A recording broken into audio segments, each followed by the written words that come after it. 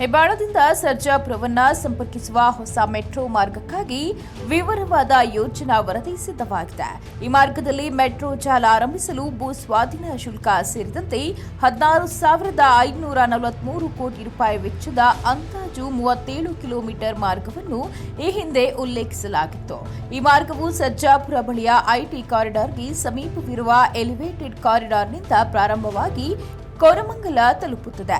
ನಂತರ ಭೂಗತವಾಗಿ ಸುರಂಗ ಜಾಲದ ಮೂಲಕ ಗಂಗಾನಗರ ಮತ್ತು ಹೆಬ್ಬಾಳದಲ್ಲಿ ಬಳ್ಳಾರಿ ರಸ್ತೆಯಲ್ಲಿ ಹೊರಬೀಳುತ್ತದೆ.